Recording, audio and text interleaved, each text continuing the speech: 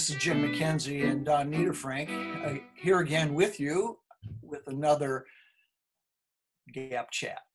A Gap Chat. Now Don, I need to go back because we've been doing these for a bit now, and I need to remind people what the Gap is, as in worship in the Gap and Gap Chats, because sometimes the words get used so frequently we lose sight of what they mean. But when we speak about a Gap Chat, what we're talking about is talking over the back fence with each other about whatever topic of the day is coming to our minds in the period of the gap with the coronavirus and what we had to take a pause, and hopefully someday we will resume again. That's the gap. And so that's what we welcome people to today is a Gap Chat, just listening in on your great wisdom that you share with us. Yeah. Thank you. Yeah. What I was thinking about this past weekend, Jim, Okay. How tempting I find it, to go back out. It hasn't been difficult. It's been inconvenient, for me. But heavens, I'm retired. This has not meant a loss of income. I've got plenty to do at home. When I run out of things to do at home, there's a list of things to do. It's not in my handwriting, but it's there. And that's enough said about that. And so it's been a little frustrating, and I'm feeling a little, a little bit of cabin fever. But then I see that other people are going out doing things, and things are in different countries and different states. The debate about, can we do more? Can we do more? And it's tempting, but I wanted to just raise the issue with you and me and those who might drop in about the idea of the social contract. And what a social contract is. And what is a social contract when you feel so cooped up and when you feel that there may be some intrusion upon other rights, other needs that you have? Exactly. Where these clash. Exactly. They're in tension with each other. It's a 19th century concept, but the idea was that the way societies manage to function is that all members of society have an agreement that we will set aside to some degree our individual wants, and even to some degree make compromises with regard to needs and rights, in order that we might live together in a safe and orderly way. It's a concept, interestingly enough, that John Locke, the English philosopher, wrote a lot about, and John Locke's writings are the foundation of much of that we find in our own Declaration of Independence. And living in a social contract is a very American thing to be doing. And I know that some people think and feel that their liberty or freedom is the highest moral good. Sure. But it's not. It's certainly it's not in Christianity. And they chafe at this idea that somebody's telling them that their privileges and rights and concerns and needs are limited in the gap during this time. Let me throw something in here, Don. You talk about John Locke, you talk about the early formation of this country, but the idea of a social contract is actually something that predates our few hundred years by probably a few thousand years. Yeah. It's called covenant. Yeah. And and it is something that you and I know something about. The covenant wasn't established. Let's take the Abrahamic covenant. It wasn't established just to limit people's lives, but what it was established to help us live in an orderly and productive, kind, and equitable way. So in the early covenants that God established with, say, the people of Israel, it was that you will be faithful to God and yet also faithful to others, most notably the poor and the oppressed. Right, right. The vulnerable, and the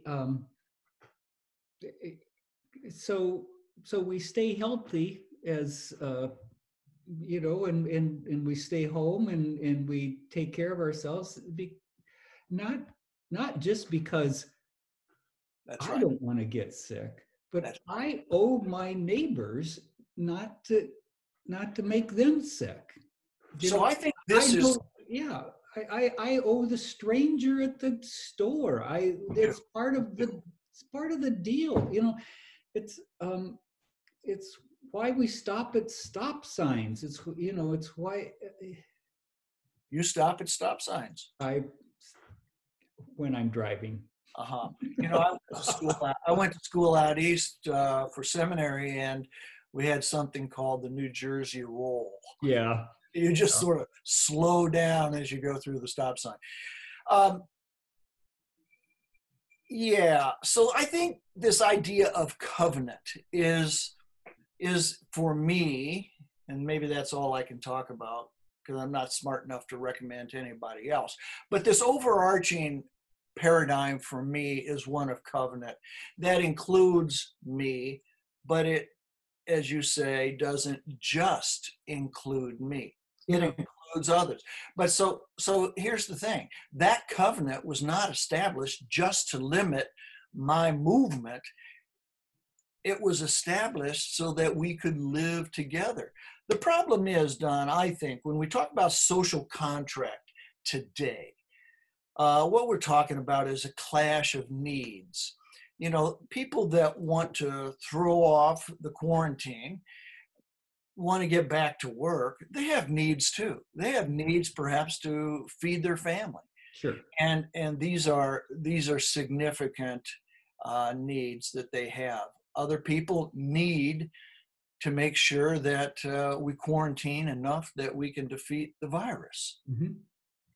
And and part of what we've decided, we, meaning those who represent us in government, is we have said,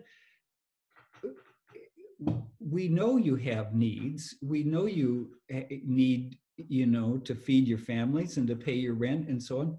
So we're going to send you some money. We're going to write some checks to your employer. We're going to do everything we can to make it possible to help you to keep everyone safe, because the deal is we are all going to be safe, or we are not, or none of us are going to be safe. I think, Jim, I think one of the things that might come out of this experience is that sense of the common good, the collective well-being that I hope so. That as John Donne says, no man is an island. Well, I hope that that's the case. I'm aware that there are very heightened feelings in our country right now, and it does appear like we are so wont to do, dividing up sides. Yeah. There are those that want to open things up. There are those that want to keep things closed up. And here's the thing. The more I think about this, I don't know that it's such a clear choice. And when you're afraid, Don, when you're afraid that you're going to catch the virus and die, when you're afraid that you're not going to be able to feed your family, you polarize and you take very hardened positions that make so much good sense to you. So I begin to think that maybe two things. Number one, we have to take a good look at the fear that's underlying this. At the same time, I'm beginning to think that it's not just shut her down or open her up. I think it's more a matter of, as somebody said to me the other day, they heard that it was, um, is it opening up or is it loosening up? Hmm. Is there some modicum of reasoning that comes into play when we begin? Because don't we all want the same thing, Don? We want to be safe from the virus, and we want to get back to being an open society that functions well for our economy and so on. And we want to go out to Tello's and have lunch with each other. I want to get there with you. And you know, loosening up may well be that we eat outside for a while. You pointed out that they've got some tables out on the sidewalk. Yeah. Good enough for me. But that's more of what I'm speaking about, that it begins to loosen up. And, you know, I guess I trust that there's some good minds that are thinking about what a reasonable movement in that might be. Yeah. I certainly don't know what that would be, but I know this much, Don. I know this as a Christian and as a theologian, and I know you do too, that there are some overarching paradigms that inform or I think should inform our thinking. And one is truly this concept of covenant. The covenant that we have with God to take good care of our earth and our lives, and at the same time to be as concerned with others as we are with ourselves. Right. Right. Even more so. Yeah.